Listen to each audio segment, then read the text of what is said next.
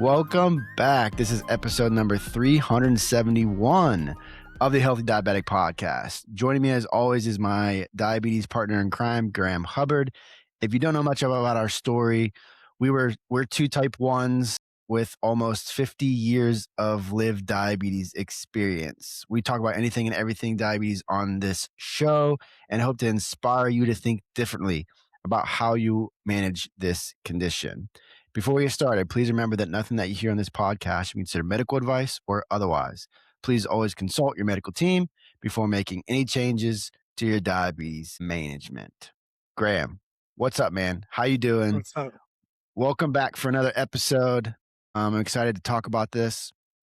We were going to talk a little bit about this yesterday and decided to put a pin in it. And we're back today talking about it. So I'm not lying. You start. Yeah. I'm not going to be like, hey man, here's a question for you. Yeah. So yesterday, Graham asked me, we were going to record yesterday and then we decided not to. He was on a time crunch. I was on a time crunch. So we decided to push it today.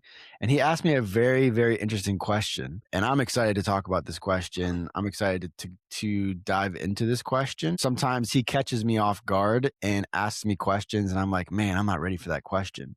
But I think I'm ready for the question today. So I'm excited about this. So Graham, ask the question. Okay. And then we'll dive into this. Okay. Yeah. The catch is to let your guard down, guard down with this question. Just have fun with it. What's the term? Be critical, whatever, be honest. I asked you yesterday, in your opinion, is there a right and a wrong way of handling type 1 diabetes? Or is there something in type 1 diabetes that you believe there is a line, there is a right and a wrong way of doing so? Yeah. And again, the idea being where just let your guard down, have a conversation. You're not cementing anything we're saying. You're just having a conversation. So yeah. So there's two parts to this, I feel like. As I continued to think about this question throughout the last 24 hours, I feel like there's two parts to this. It could go either way, right? Because some people are doing really well and they're like, nah, there's not really a wrong way to do it, or no, there's not really a right way to do it. It's just, just like we always say, it's how you manage it. It's how you want to manage it. But at the end of the day, I think there is a wrong way to do it, and it has nothing to do with your numbers. It has nothing to do with your A1C. It has nothing to do with your bolusing, you're counting carbs, you're exercising, you're getting enough sleep, your hydration. Doesn't have anything to do with that. Let's hear it. There's one specific thing that I believe that there's a wrong way to manage type 1 diabetes. Okay. And that is if your mental health is not in alignment. So I don't care what your numbers are. Okay. Obviously, I don't want your numbers to be at 7.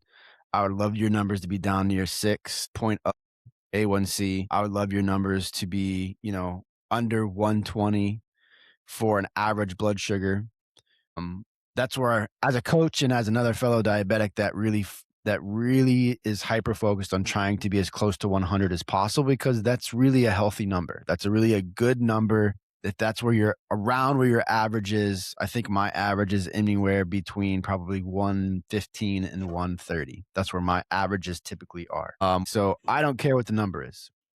The number one thing for me is your mental health, because your mental health is a catalyst to everything else that happens in your life. Your mental health is a catalyst to everything else that happens in your diabetes. As soon as you start feeling like resentful towards diabetes, don't have a good relationship with it, feel like that you constantly looking at the numbers, or you constantly having to make decisions day in and day out, it feels like a chore.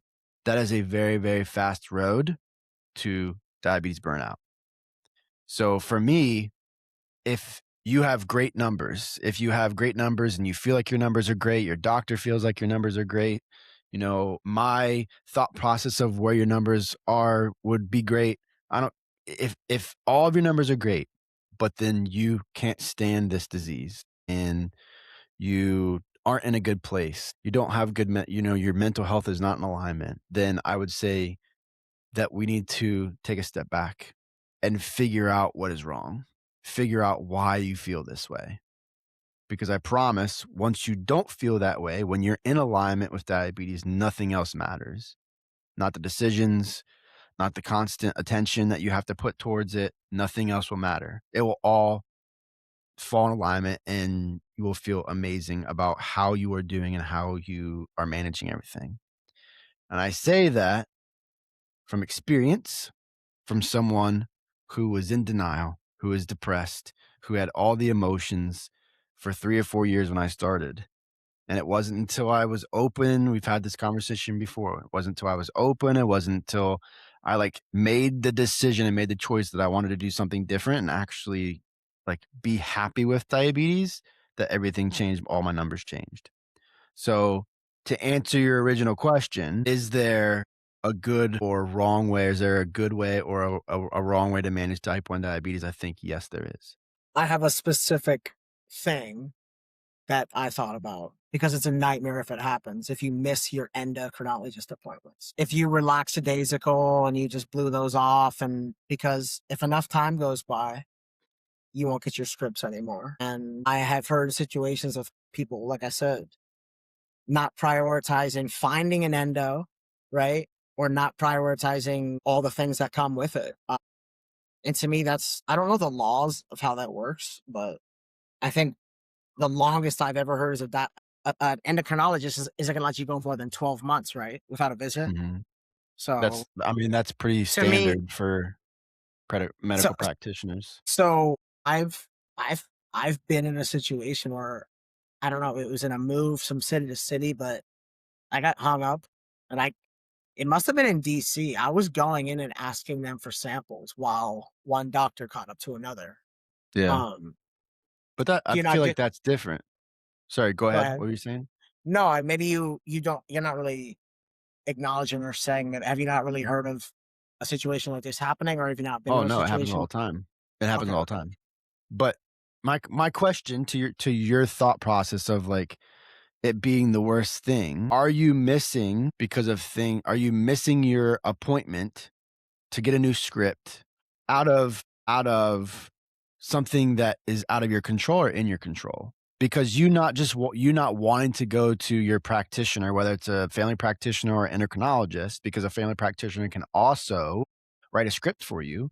You not going to them just because you're nervous how they're gonna react to your numbers, or you feel like they, aren't on board with the way you wanna manage things, or Or if you you're gonna feel get like poked and they're prodded, if you're gonna get poked and prodded, bro, people don't want to get or needles and you blood know draws, and or that, like, if there's a that's the million things. case, but if that's the case, then again, that goes back to the mental health piece, that you're not in alignment with that with pillar 1. It goes directly to that pillar, and you need some Yeah, guidance on why you feel that way, why you're not taking action in your diabetes. Why is it so hard? Do you not have the information that you need? Do you not feel supported by your loved ones, your friends, or your practitioners? Do you feel like you don't understand the nutrition part or the exercise part or even the dosing part? There's so many things that we could go into there. yeah, So then there's the other side of this, right? So we've got that's in your control. Then you've got the other side, which you were talking about, where you're moving, you're going from city to city, like you're trying to find another endocrinologist, your scripts run out, and you're in between, right? That's a different story. That's completely different than you not going for a specific reason because of fear, nervousness, anxiety, overwhelm, whatever it might be. so I would say make the argument of being young and in your 20s. And take me, for instance, I was diagnosed when I was 8. So by the time I'm 18 going to college, I've had it for 10 years. I know it pretty well, but then I got to learn all the lessons that come with college, right? So then Mhm. fast forward, you're 23, 24, grinding in your career. It slips your brain. It's on a to-do list. You forgot to set up a new endo.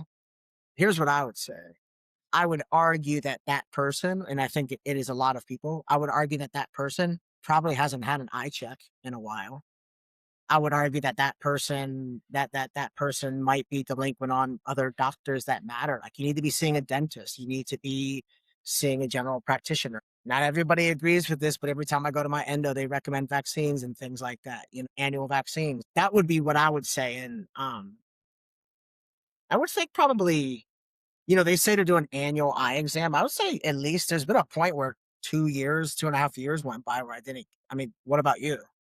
Have you I ever haven't had let one of more than I haven't had an eye exam in 4 years. yeah, you gotta get on that. Tough Why? matters So here's my because they thought process. see Hold because on, stop, they stop, see stop. things. They don't see things.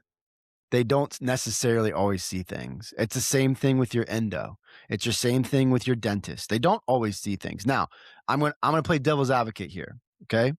If you're my age, if you're our age, right? 100%. You've lived especially you've lived a long time with this condition. It is very important for you to get annual checkups. Whether it's you're going to the dentist once a year, whether it's you're going multiple times a year, whether it's you're going to the eye doctor once a year, 100%. Me in my 20s, only having for 2 or 3 years, like, and even I'll say even after the time where I actually figured the condition out, that that that early on, I'm probably okay if I'm not going once a year. I'm probably okay, right? Not saying that someone shouldn't do it. I'm just saying that, like, you have to think of it from all of the different perspectives. Just saying to everybody, "Oh, you definitely should go do this. You definitely should go get vaccines. You definitely should go to your practitioners. You definitely should always get checkups." No, you don't always have to do that stuff. You don't always have to do that stuff. You need to do the things that are in your control that are going to help you manage your diabetes in the way you want to manage your diabetes. I haven't been to the actual dentist for 2.5 years because I refused to pay for the high premiums of insurance to go to the dentist on adding it to my plan. I haven't been to the eye doctor in 2.5 years because I refused to pay for the high premiums. Now, saying that, my eye doctor does a really good cash pay model, so I should go see her. 100% I should. I should go see her. But sometimes those things are like just they're barriers to being able to go do these things. If you're someone that doesn't have insurance, having to go to multiple doctors' endo appointments, having to go to multiple dentist appointments, having to go to multiple eye doctor appointments, that that could cause a lot of issues. It could cause a lot of issues for Hey, someone. so hold on So, one second. yeah. Sorry, because just a second. What happened? They go off? Yeah, just a second. My bad. All right, talk. Testing, testing, testing, testing. Cool, cool. I without going too deep into my feelings on things, I would say everything that we do is meant to be preventative, right? So, like, 100%. so I've just always been the belief the more you're going to see like your optometrist, ophthalmologist, whatever you want, they're going to find things early and give you an idea. But to also play devil's advocate and jump on your side, I've gone into eye doctors where they're like, they look at me like, what are you doing here, bro? Like, get the hell out. I'm like, I'm just following doctor's orders, doctor's instructions. There is something, I never get a chance to tell you this. And you're going to hate this because you're going to have no choice but to, live with my opinion. You know what really, really, really works for me with diabetes? Is What's that? knowing that I have all those people to check in with, to check up with, that are looking after me, they're educated, that they have the best everything in mind. Whether that's true or not, that's probably like my best piece of armor Mm. against diabetes for sure. Yeah, so And more that's your importantly, more importantly, yeah, yeah. you always say, well, that attributes to the mental piece. Well, then absolutely. My mental piece is solved knowing, even if they're threatening me and telling me I'm going to lose a leg and go blind or whatever. So But you have a thick skin and you're okay with that. Someone else might not be. Someone else might not be okay with that criticism. yeah, but And on top of that, you are also in tuned with your identity with But diabetes. but wait, what would be the reason for not getting an annual eye check and not getting all the like, what Because is I the don't wanna go reason? pay $250? That's one reason. That's minimal, bro. It's not minimal. It's not minimal for some people, dude. It's minimal for you because you have insurance and because you and your wife both work. But for Bro, someone who is a server, 50 and 250 a year to ensure that you don't have the worst penalty happen to you, I think is minimal. but you're gonna understand, you're gonna know the symptom. Like, you're gonna know that, like, okay, my vision is blurry. Okay, go get a freaking eye exam. You're Yeah, gonna but it could be know my sugars are off constantly. Go get a freaking eye exam. they can jump in these days and handle the cataracts. They can Yeah. Yeah, and if you have somewhat of a cataracts, like, the technology that's available is awesome, right? yeah, I'm not trying to advocate to not go see your ophthalmologist. I'm not trying to advocate to not go see your endo. All I'm saying is all of those pieces are just tools, and you have just like insulin, just like inhaled insulin, just like CGMs, just like glucose monitor, they're all tools, and you have to decide what tools you're going to use. For me, as soon as as soon as I stopped seeing my doctor as the person that was going to have all the answers of how to keep my blood sugars in range and keep my blood sugars stable all the time, as soon as I stopped seeing that person to be able to do that, my whole entire world changed. My whole entire world. you mean because he Because was they okay. don't they're not with you 24/7, Graham. They're not the eye Mhm, doctor, the foot doctor, the family practitioner, the endo. They're not with you all the time. You are. So why should you rely on them instead of relying on yourself? That's when the distrust happens in your management because you're doing something that they told you to do that doesn't actually work for your life. Or maybe you mhm, don't understand how to do it, or because they're just giving you bad information. That's happened before. They're just upticking, downticking insulin, as an example, when that might not be even the problem, mhm. right? So we need to, as a diabetes community, as a freaking community in general, we need to stop relying on them to have all the answers and use them as a resource because that's what they are. They're not here to solve the problem. They're here to help us understand the problem. That's exactly what they do. That's exactly what your endo does. My blood sugars are high. I have fluctuating blood sugars. I'm dosing. I'm pre-bolusing. I'm taking enough insulin based off of my insulin to carb ratio. I'm taking enough insulin based off of my correction factor. I'm exercising every day. I'm sleeping. I'm getting enough.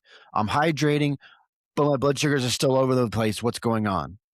That's completely different than going into the endocrinology's office and they're saying, "Oh, well, your CGM data says that you're constantly high at 12 p.m." Well, no shit, because I freaking eat breakfast at 10. Or you're constantly low at 3 p.m. Well, no shit, because I ate breakfast, I took insulin, and then I went and exercised. And all they're going to do is uptick, downtick insulin when it's not an insulin problem. It's how you're strategically taking the insulin or not pre-bolusing or eating shitty food or, taking insulin right before you exercise. Now you got all this insulin on board, right? There's so many factors. They're not looking at all the factors. They're looking at two factors. What does the number say? What does the line say? And how much insulin are you giving? Give a little bit less insulin. It's not a freaking insulin problem. So for me, that's how I think about it. I love my endo. I love my eye doctor.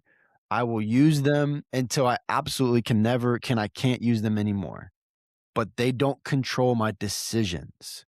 I'm not relying on them to solve a problem. I have to solve the problem. I have to understand the problem, maybe with their help, and then I take action on what I'm going to do. That's how you manage diabetes. That's how you manage life. Yeah, it was simply, it was just a question. So, I love the question. It's a fabulous question because people say that shit all the time. Like, Like, I'm a bad diabetic. No, you're not a freaking bad diabetic. You just haven't been sure you haven't been given the resources.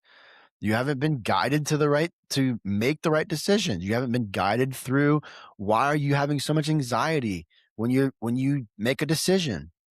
Why do you not trust your decisions? You haven't been guided through that because that no one does that. Unless you're going to see a psychologist specifically for diabetes, which they don't really exist. I can think of one off the top of my head, one specific person that I know. I know a Mhm. lot of people, right? That specifically Uh, specializes in psychology and diabetes. I actually um, know 2 people. this is not to like change the subject, but this is pretty funny because 20 years ago, if you would have asked everybody and their mother, what would the answer have been? What is there a good or wrong way? No, what is something that people are doing wrong with their diabetes? If you would have It was asked check. 20 years No, ago? the answer was checking. No, Oh, checking yeah. blood sugar. Yeah, Yeah, it was before easy, CGM, yeah. easy. Like the kids that weren't taking care of it, is maybe once a day, But think you about that, know. right? So it's like and then we want to put a label on that person that's not checking multiple, the 12 to 16 sometimes a day that we've talked about on this show, that if you're on daily finger sticks and not a CGM, that you should be testing that many times a day, right? But think about that person that's not doing that. Are they not doing it because they don't want to? Or are they doing it because they don't know any different? Because they haven't actually been given the information on, like, okay, here's the times that I want you to check. And here are the times that you check that could be like outliers throughout the day, right? So you have like, maybe 5 to 7 times throughout the day you probably should be checking every single time, every single day. You're fasting right before a meal, an hour before or after a meal, 2 hours after a meal, and then right before bed, right? So you think about that stuff and then you add in the other ones like, oh, I feel low. Let me check my blood sugar. I feel high. Let me check my blood sugar. I was high an hour ago and had to do a correction. So let me check my blood sugar again an hour later or whatever it is. Like, so, and that's why I love CGM because it takes those decisions. It takes that worry off of your plate for most people, right? So Okay. it's yeah. I don't know. I just went off a tangent, but No, it's okay. Let's recenter by going in a slightly different direction. I have a question for you. I have a metaphorical, not wait, metaphor. What's a not metaphorical when it's not real? What do you call it? I'm having a brain hypothetical, fart. hypothetical, A hypothetical. metaphorical. Okay. And again, clear your brain. Clear your brain. You're not Oh, married. You're not married. No Kelly. this is gonna be If hard. you were dating somebody Okay, and you were not proud of your type 1 diabetes, how long could you go without dating telling somebody them. without telling them that you're dating? Oh man, I can tell this story by experience, brother. Months, months, months. It's hard, tricky, but months, I think months. I did it. don't you think it's impossible now with CGMs and It things might be though? it might be impossible. It probably is very, very challenging, we'll say that, now with CGMs if someone's wearing a CGM. But Okay. if you don't have a CGM, if you're just on shots, right, it wouldn't really be that hard. Mhm. And I guess the other aspect to that is, like, if you're doing the things correctly, right? If you're taking enough insulin, if you know how to, like, carb count and pre-bolus and do all the things, like, you probably could do it for a little while. You think you could do it forever? No. Hell no, you couldn't do it forever. No way you could do it forever. Could you do it forever if you had a reason why you were taking injections? I mean, maybe you could get away If you with just it said if the it injections, like, were for allergies, could you well, do it no, forever? I was gonna make a real scenario. You might be able to Okay. get away with it if you're on GLP-1. "Oh, I'm just taking my GLP-1 medication." You mean like now today with things like Yeah, that? yeah. I mean, I I just I swear I just I foresee I don't think I don't know, man. The more I think about it, I think it'd be really hard. what about somebody that's never seen anything medical? They just know not like, they just know Yeah, I mean, nothing you could about like but then you get into the other aspect that's not good when you're trying to build a foundational relationship with someone, which is trust, right? So basically, if you're hiding it, like we all probably have done before, if you're hiding it from this individual, they're going to find out something eventually, right? So hmm, they don't find out about diabetes, they're going to find out about something. So that means you're going to be lying to them. So now your relationship is starting to have a foundation of on lies. what if you did tell them and they're just like, "Oh, okay," and they just like didn't? They're just. As most people do, I was yes, gonna as say, most I people say do. that I jokingly, but can't it's true. I can't really think in my head of Mm. anybody I've ever talked to that have hid it from someone they had a relationship with, and that person wasn't like, "Oh my gosh, why didn't you tell me? That's crazy. I wanna learn more about it. I wanna be here for you." Like, come on, that just doesn't really happen very often. I mean, I can't imagine it 100%. even really happens at all.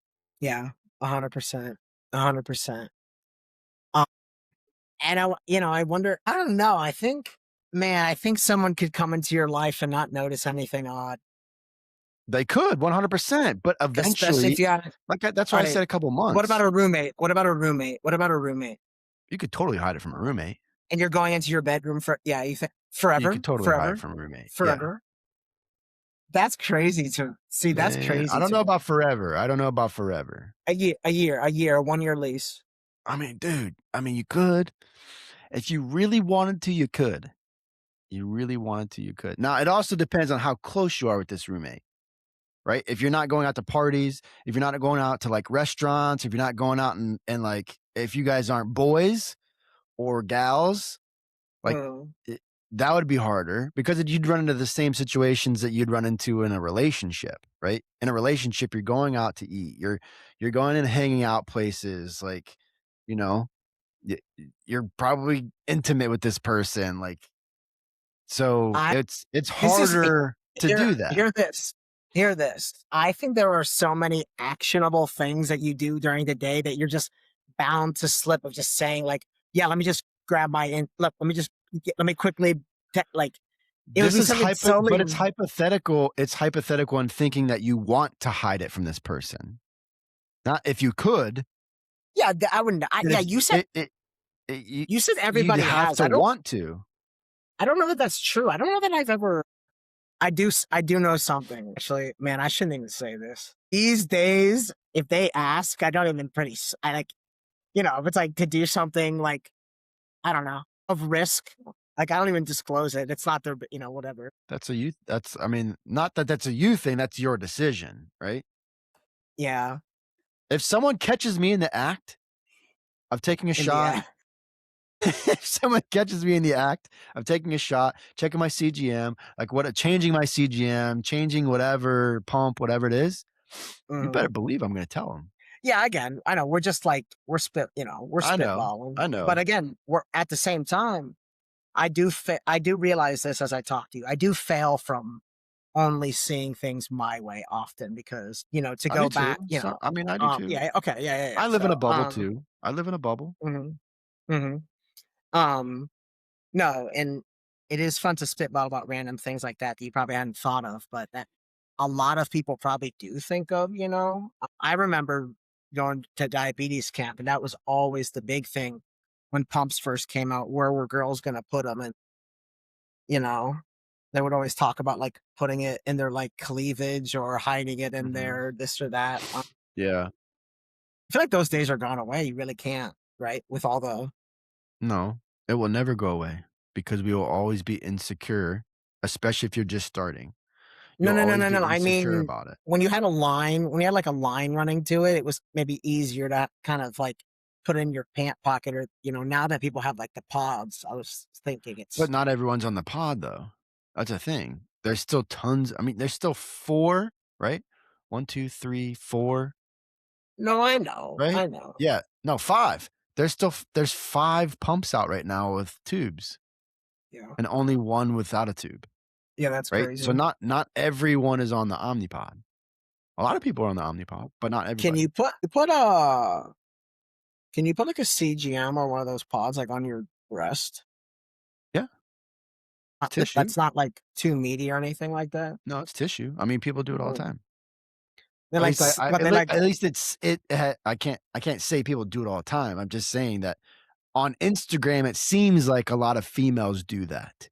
We'll just say that. that's crazy. On social media, it seems like a lot of Literally, like, females will under put the it boobs.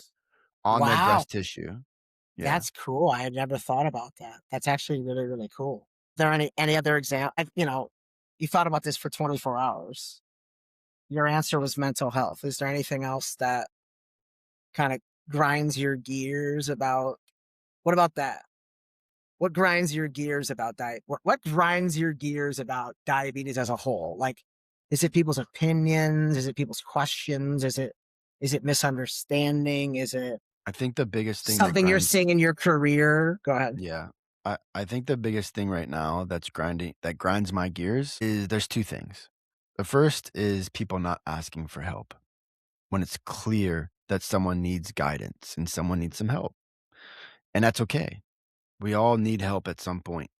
Psych like, psychologists, mental health practitioners are becoming more and more popular, and the sad thing for me is something that we live with every single day that has a very big impact on how we think, how we act, and how we make decisions is holding a lot of us back from living our life.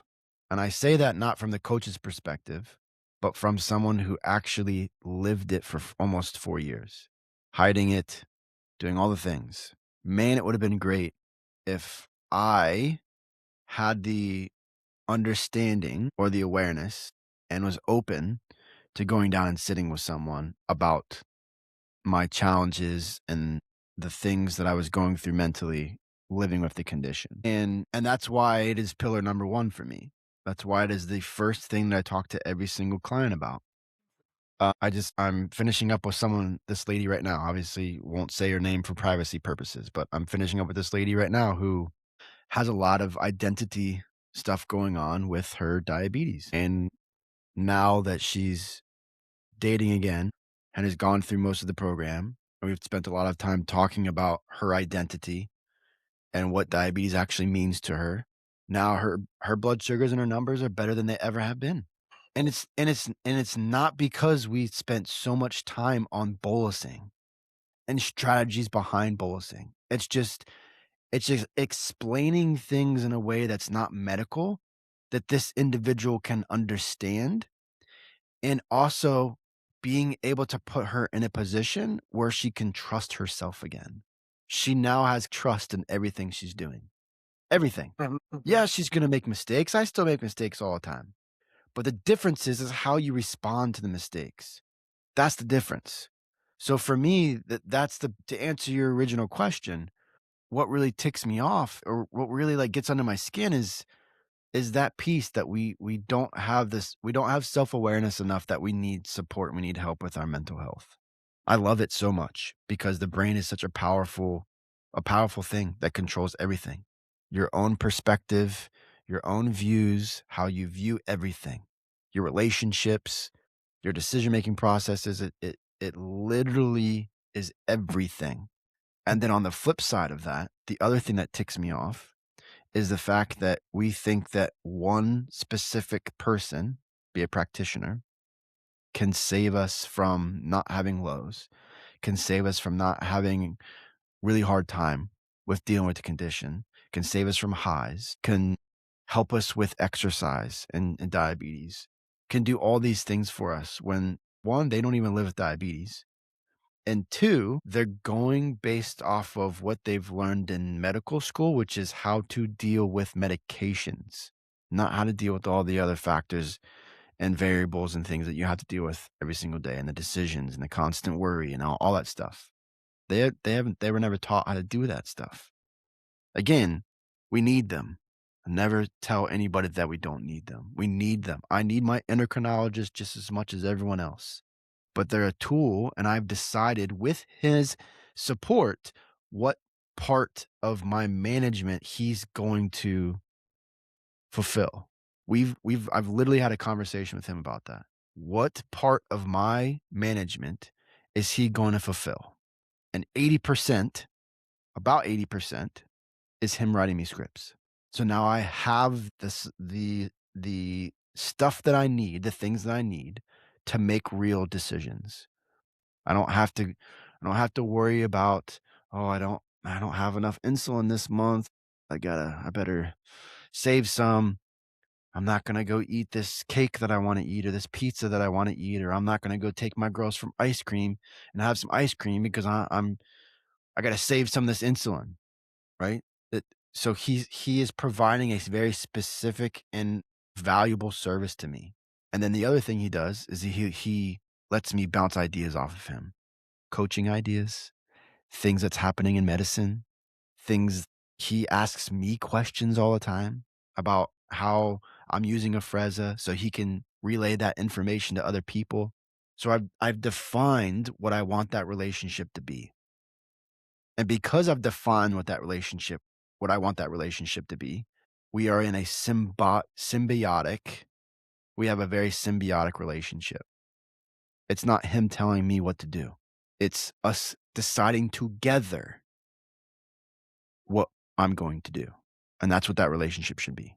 And the faster you understand that, the faster you can start healing because he's not going to help me heal. He's not trained to do that. You have to find someone that can help you heal. Um, what do you think about diabetic socks? What? You ever heard of diabetic socks? Diabetic? No, I haven't heard of diabetic socks. What is this? Bro, how do you not know about diabetic socks, man? Well, Look up have diabetic you have socks. you heard of diabetic They are socks? meant, I believe what they are meant to do. I think they are to tighten. I think they tighten. They are like, elastic with a lot of give. So they're meant to like really give, again, I apologize to everybody. I see words in the air, but I cannot grasp them today. Yeah. Is this for type 2 diabetes or is this I for mean, just diabetes in maybe it is general? for you really don't know about, hold on, So I diabetic. I I know about, like, compression type socks, compression Okay, type okay, that's what it sleeves might be. that you can wear to but here's the problem with this. This is my personal opinion. Here's the problem with this. You're not supposed to restrict blood flow. When you Yeah, yeah, compress yeah. the tissue like that, you're restricting blood flow, which also isn't good for, your tissues getting the blood that it needs, all these things, it's oxygen, all the things. Right? So when you're restricting this stuff, it's not good for you. Just like if you're wearing socks that are restrictive. Like I don't ever wear socks and shoes unless I absolutely have to. Like all the clients at my gym call me Coach Toes because I'm constantly in flip-flops. Constantly. I'm in flip-flops coaching. When I have to train an athlete class, I'm throwing off my flip-flops and I'm training in bare feet because your feet are not supposed to be restricted. You need to get grounding. You need to get the electrical signals from the ground. Go outside and get in the grass and stand and sit in the grass. What Like, about that's what's moisture? important. Are you worried about moisture and your feet being too wet? Because I know that's another major issue that people I'm have. not because, I have again, I'm that not here in wearing Florida. socks. I have that here in Florida, bro. Like, it's Yeah, essentially what you said. Right now, I have to be wearing sandals or Crocs or whatever. But I come back from the gym, I come into my office, I've been wearing socks. Now that we're talking about it, I can like feel that they're wet. yeah, And if you were somebody without good circulation, that could really fuck you up. yeah, yep. So I was reading, it says, But that's why here they you go. say, like, if you're wearing shoes all the time, you need to Okay, constantly changing out your socks. real quick, a couple key features of diabetic socks: seamless or non-irritating toes to prevent blisters, extra cushioning, moisture wicking, non-binding or elastic-free tops. I mean, the list goes on and on. Like, it says diabetic socks are particularly beneficial for individuals with peripheral neuropathy, poor circulation, a history of foot ulcers or swollen feet. That's the other thing. People get really, really swollen feet. You ever seen someone with like super swollen ankles or swollen feet? It happens to people on Mhm. airplanes or if you If you have high amounts of weather, inflammation, high weather amounts of can up, yeah, inflammation, high yeah. amounts of inflammation. Weather and some of these other things might be a A byproduct of lot of it, but salt, a lot of salt, right? it's because of high amounts of inflammation. That is the primary factor. It is not because of salt. It's not because of you're on an airplane and you don't have good airflow. It's because you have a lot of inflammation. That Mhm. other stuff might make it worse, Okay. right? But it's not because of that stuff. It's because you have a high level of inflammation for whatever What about reason. what about someone that's not diabetic that suffers from really things like that? Like, is that just High poor amounts di of inflammation. as in High what's amounts of inflammation. about What? poor diet, like, and what's It could be causing that? poor diet. It could be poor diet. It could be sedentary lifestyle. I Okay. mean, it could be not getting enough sleep. It could be high stress. I mean, all you got to think about all of the things that dramatically increase your cortisol levels, which is our stress hormone, Mhm. right? When cortisol levels increase because of whatever it is, okay, you've got inflammatory response. And that's not the only way you get inflammatory response, but that's one of the like the stress piece. What if you were constipated all the time? Would that really That's a fuck up your digestive diabetes? That's a digestive problem. It 100% will fuck up your diabetes In what direct because you are highly inflamed.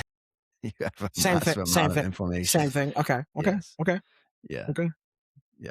You have a lot of inflammation. And people don't realize how much of an impact on a negative aspect to our overall health having a high amount of inflammation has on our body. Yeah. It's funny. I said the number one thing that is my way of handling diabetes is knowing that I have people in my pocket. But Yeah. the number two thing is kind of exactly what we're talking about. No matter what, diabetes is going to remind me to do the things that I need to be. Like the Yeah. same reason why we went out to lunch. That like the story I always tell about us is like, at least it's reminding me to do the right. You know what I'm saying? I'm proud of that in some weird backdoor way. Yes. When the devil rained down on me, at least he gave me something that reminds me to keep myself in. Yeah. Yeah. Um, I have to cut this 10 minutes Yeah. short. Yeah, you're good. You're good. We talked for a good I mean, this was a good episode, man. Thank you for bringing this question to the table. Everybody, if you're still listening, I know you are 'cause this was a great episode. Thank you for listening. I really hope that this conversation today was valuable. As a reminder, the new newsletter just dropped, so it's gonna come out every week, the day on Friday.